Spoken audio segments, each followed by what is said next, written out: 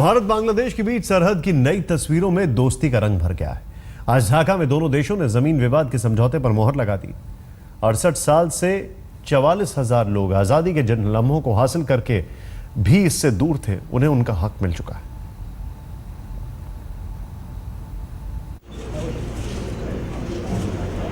भारत और बांग्लादेश के लिए ऐतिहासिक पल। मंच पर मौजूद थे भारत और बांग्लादेश के प्रधानमंत्री और साथ खड़ी थीं पश्चिम बंगाल की मुख्यमंत्री ममता बनर्जी।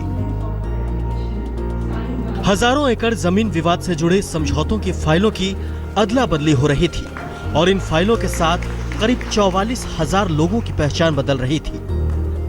कूटनीतिक लिहाज से भारत के लिए बड़ी कामयाबी का दिन। सीमा विवाद सुलझाने की दिशा में इसे पहली बड़ी सफलता भी कह सकते हैं। 44 साल पुराने सीमा विवाद को सुलझाने की आधिकारिक तैयारियां पहले ही पूरी की जा चुकी थी। इस समझौते से भारत बांग्लादेश के बीच रिश्तों का एक बड़ा कांटा हमेशा के लिए खत्म हो गया। अब देखते हैं कि जमीनों की अदला बदली का हिसाब किताब क्या है, किसे कितनी जमीन मिल रही है और किसे कितनी गंवानी पड़ रही है।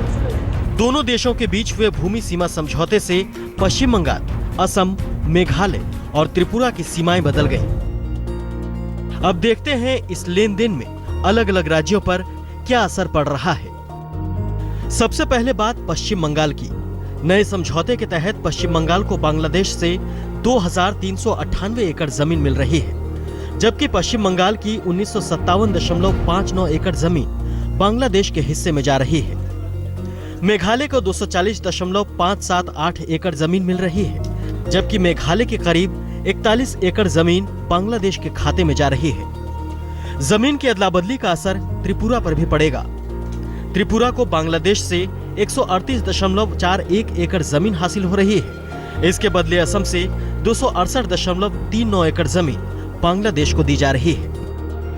आंकड़ों के मुताबिक भारत करीब 17,000 एकड़ जमीन बांग्लादेश को दे रहा है, जबकि बांग्लादेश से 7,000 एकड़ जमीन भारत में शामिल हो रही है। नए समझौते के तहत भारत 111 एन्क्लेव यानी अलग थलग पड़े जमीन के टुकड़ों को बांग्लादेश को सौंप रहा है और बांग्लादेश ऐसे ही 51 एन्क्लेव भारत को दे रहा है। भारत बांग्लादेश के बीच जमीन के इन टुकड़ों का विवाद आजादी से पहले का है। आजादी के बाद कई बार सुलह की कोशिशें हुई। मनमोहन सिंह के कार्यकाल में पहली बार इस दिशा में ठोस पहल हुई। सर्वे कराया गया और अदला बदली का मैप तैयार हुआ। तब कुछ राजनीतिक वजहों से बात नहीं बन पाई। उस वक्त बीजेपी ने भी इस समझौते का पुरजोर विरोध किया था। विरोधी पक्ष इसे सरकार का यू टर्न बता रहा है। यूपीए सरकार में डॉक्टर मनमोहन सिंह जी बांग्लादेश के साथ समझौता करने जा रहे थे, तो इन्हीं ने, मोदी जी ने और भाजपा के नेताओं ने इसे राष्ट्रहित के विरोध में बताया था।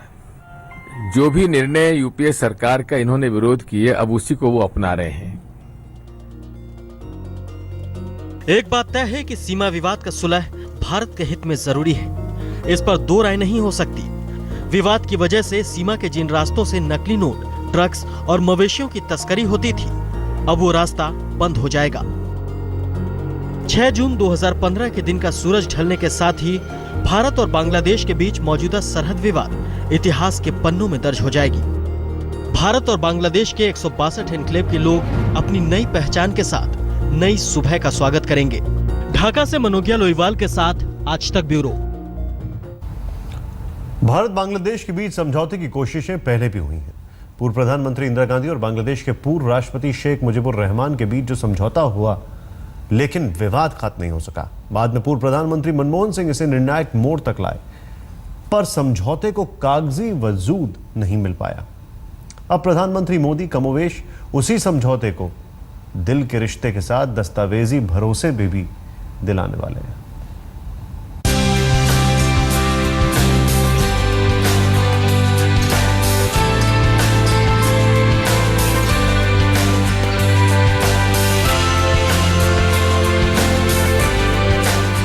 एक फैसले से बदल गई हजारों लोगों की जिंदगियां।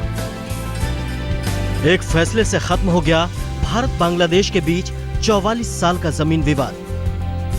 और इस एक समझौते से मिट गई कई दशकों की कड़वाहट।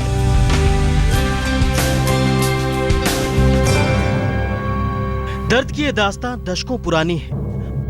बात 1947 से पहले की, जब कूच बिहार के महाराजा और रंगपुर के नवाब के फैसले से लोगों की तकदीर बदल गई। दोनों के बीच शतरंज के दोस्ताना खेल में हार और जीत के बाद चिट के जरिए जमीन के कुछ हिस्सों की किस्मत का फैसला हुआ। जो हार गया चिट निकालकर दूसरे को थमा दिया। खेल खेल में कई गांवों की तकदीर बिगड़ गई।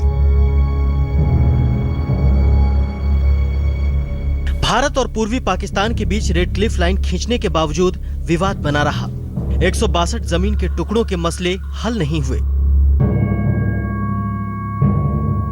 15 আগস্ট আমরা পতাকা আমার হাত দিয়ে প্রথম উত্থিত হয় এবং 26শে জানুয়ারি আমরা এই পতাকার সম্মানিত করি। তা সত্ত্বেও আজ আমরা নাগরিকত্ব থেকে বঞ্চিত। তা আজ যে নাগরিকত্ব বলতে যে সংস্থাগুলো আছে সেই সংস্থা থেকে বঞ্চিত। শিক্ষার দিকে जमीन विवाद को निपटाने के लिए दोनों देशों के बीच 1958 में प्रधानमंत्री पंडित जवाहरलाल नेहरू और पाकिस्तान के प्रधानमंत्री फिरोज खान नून के बीच समझौता हुआ, जिसे नेहरू नून समझौता कहा जाता है। लेकिन समझौता जमीनी हकीकत की शक्ल लेता उससे पहले ही मामला कोर्ट में चला गया। 1971 में बांग्लादेश बना। उसके 3 साल बाद यानी 1974 में एक बार फिर इस विवाद को सुलझाने की पहल शुरू हुई।